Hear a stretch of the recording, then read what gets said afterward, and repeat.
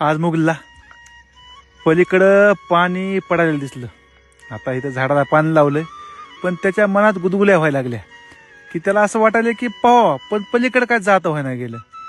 मग थोडीशी हिंमत केली आणि आले, पण पाण्याचा लय प्रेशर होता. आता करावं काय करावं, ते ऑटोमॅटिक माझ्या अंगावर येऊन पाणी पडावं असं मुगलं वाटू लागलं, पण ते शक्य नाही. आणि मुगलीची अडचण अशी आहे की एका साईडचे पंख येत नाहीत त्याला. पूर्वीपासून आता कमीत कमी आपल्याकडे वर्षभर होऊन गेले, ते एका साईड त्याला पंखच येत नाही. पण त्या निसर्गाची आनंद घेण्याची माझी बी इच्छा असते की त्याने पूर्ण घ्यावा, आणि त्याचा बी इच्छा असते. ते काय त्याला हिंमत होईना, माझ्याकडे आला, मला काहीतरी करा मदत, जरा मला पुढे ढकला, जरा उलीस होईन. मग त्याला मी पलीकडे नेऊन ठेवलं आणि वरी झिमझिम पाणी यायला लागलं. त्याने आनंद सुरू केला. तोपर्यंत मायडे जाऊन पिंकीला घेऊन पण आली. मग पिंकीला ज्यावेळेस हे दिसलं त्या टायमाला हेच आनंद झाला. ती जरा हिंमतबाज आहे मुगलीपेक्षा. मग ती आपलं घुसली लगेच तिथं. काय हे निसर्गाची किमया आहे. माणूस पण आंघोळ करतोय, पण बळच मुळच. मी तर लय बळच मुळच आंघोळ करतोय. कसं तरी ते 5 मिनिटं संपावं असं वाटतं, पण ह्यांना किती बघा असं आंघोळ करायची इच्छा व्हायली. काही जण आयुष्यभर पिंजऱ्यात ठेवतात, ना त्यांना आंघोळ ना त्यांचं लाईफ जगायची. किती राहून जाते, काय तळमळ लागत असेल त्यांनी आपल्याला. काही ना काही त्याचे कर्म आपल्याला 100% भेटत असेल. त्यामुळे पिंजऱ्यात शक्यतो जनावरं ठेवू नका.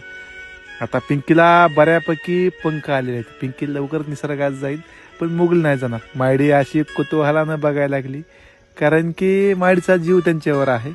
सोडताना आम्हाला पण वाईट वाटतंय, पण त्यांची लाईफ सगळ्यात महत्वाची आहे. पिंकीला दोन्हीकडून बघितलं तर बऱ्यापैकी पंख आलेले आहेत. काय त्यांना आनंद व्हायला ते बी व्यक्त होऊ शकत नाहीत. आणि माझ्याकडे हे शब्द नाहीत की तुम्हाला त्या शब्दावरून व्यक्त करून सांगावं की यांना काय आनंद होत असेल. भारी आहे खरं, जीवन सुंदर आहे, पण मोकळं असलं पाहिजे.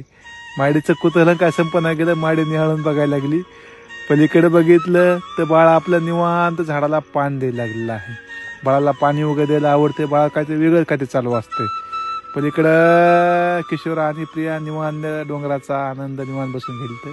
इकडं झाडाला पाणी चालू आहे आणि इकडं ह्यांची आंघोळ झालेली आहे. तरी हे पिंकीचं काय मन भरणं गेलंय. तिला अजून असं वाटायला की अजून पाणी असं वाटायला लागले. नका, शक्यतो पिंजऱ्यात ठेवू नका जनावराला. शक्यतो पोपटाला ठेवू नका. लवबर्ड्स, ते पिकॉक काय असते, दुसरे काय असते, त्यांना ठेवा. त्यांना इथं जगता येत नाही बाहेर. घेऊ द्या, ह्यांना पण निसर्गामध्ये जगण्याचा अधिकार आहे. त्यांनाही आनंद घेऊ द्या. चला, आयुष्यामधलं काहीतरी वेगळा दिवस, वेगळा आनंद. ओके, धन्यवाद.